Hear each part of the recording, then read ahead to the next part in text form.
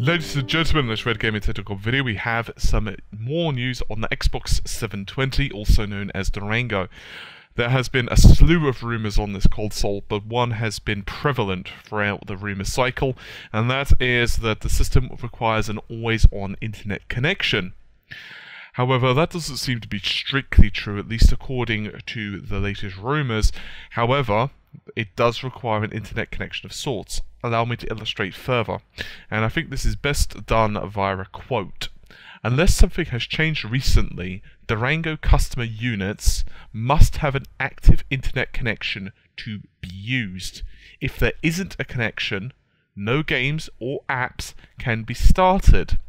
If the connection is interrupted, then after a period of time, which is currently 3 minutes, if I remember correctly, the game/app is suspended and the network troubleshooter is started. End quote.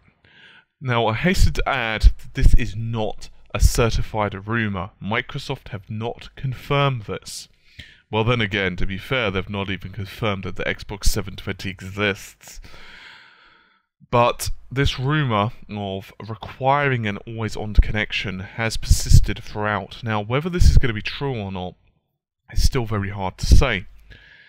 And there are a couple of schools of thought of whether this is a good thing or bad thing. Now, in some ways, the 3-minute warning is better than previously.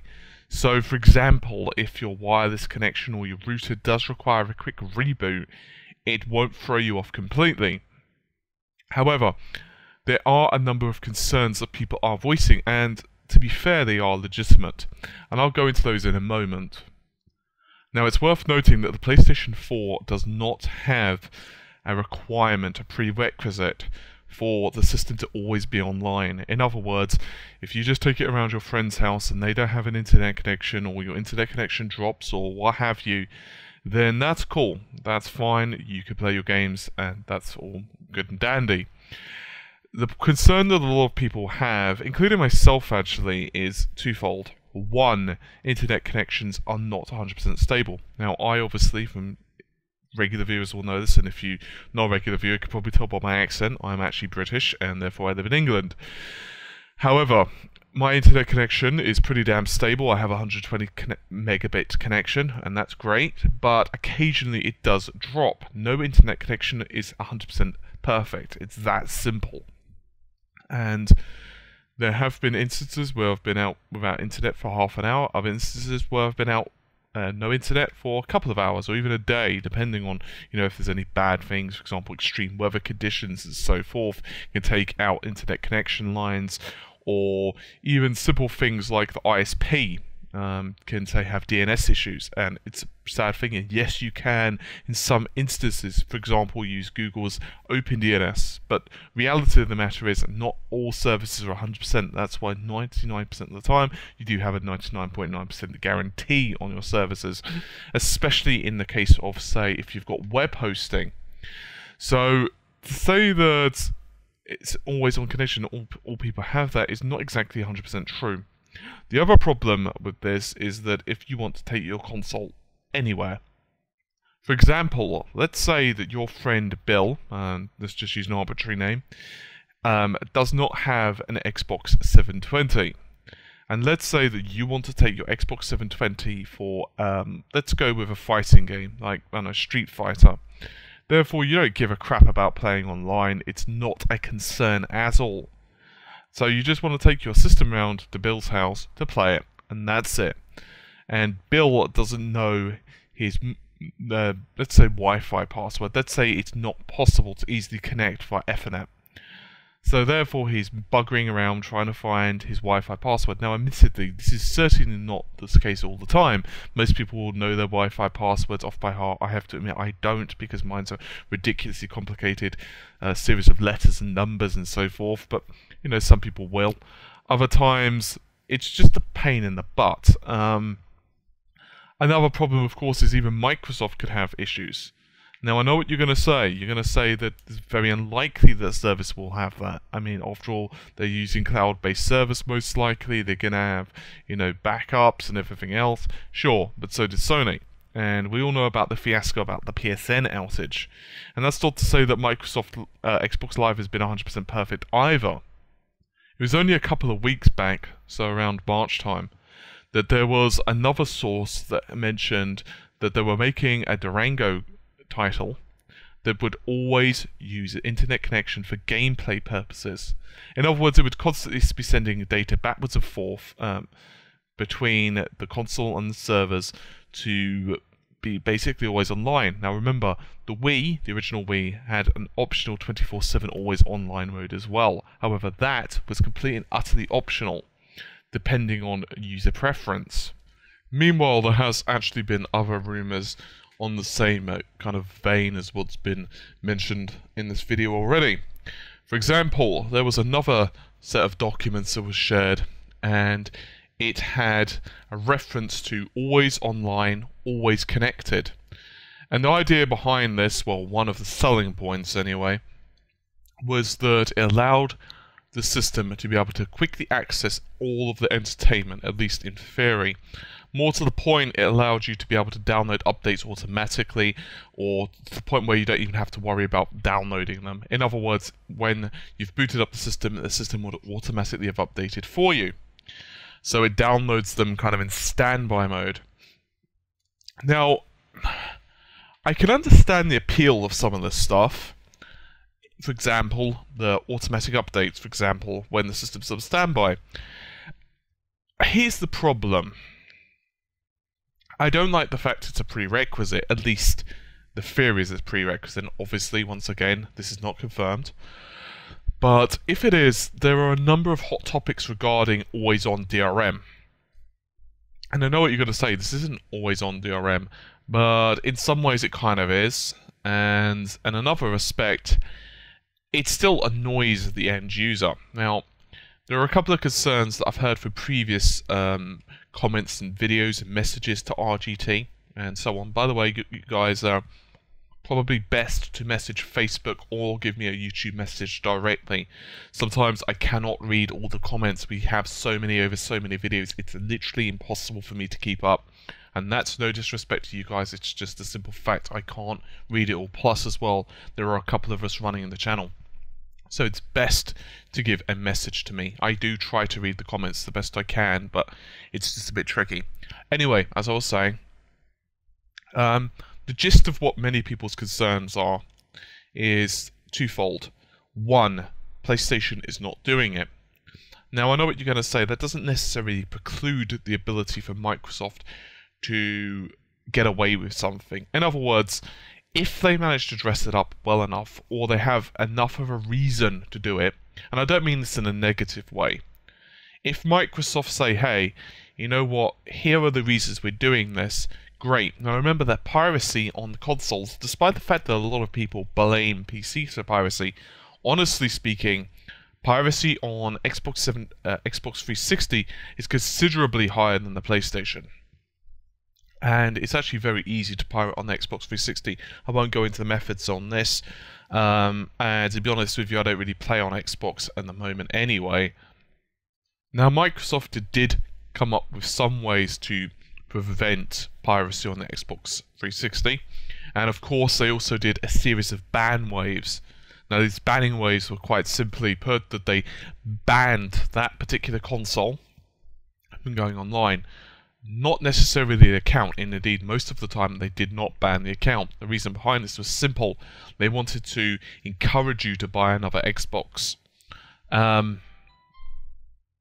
Sorry guys, that was my phone. I can only apologise.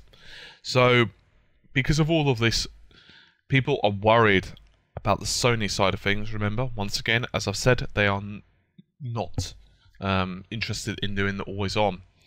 The second issue is software. And for those of you who are keeping up with PC current events, you'll know what I mean here.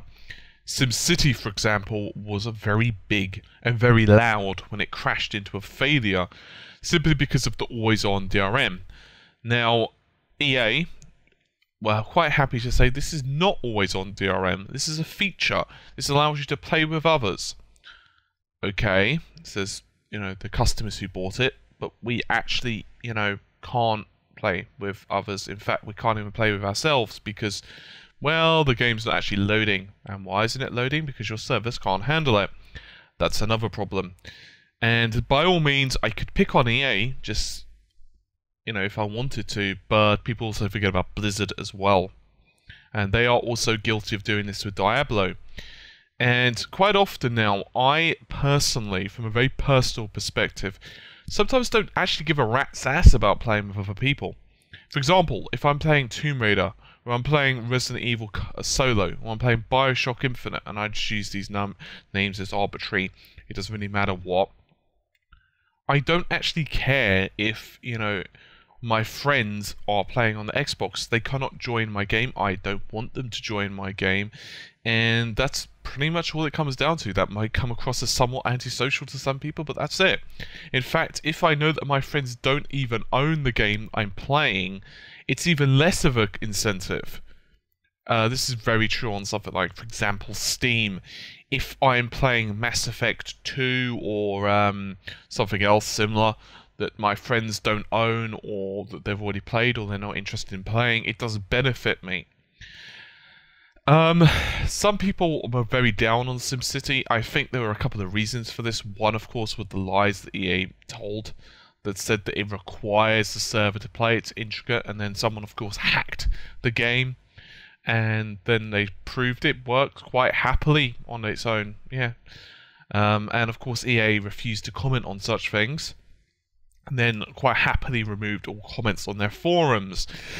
But in regards to Microsoft, it's going to be very interesting if this is true, how people are going to take it, and if it will actually adversely affect sales figures.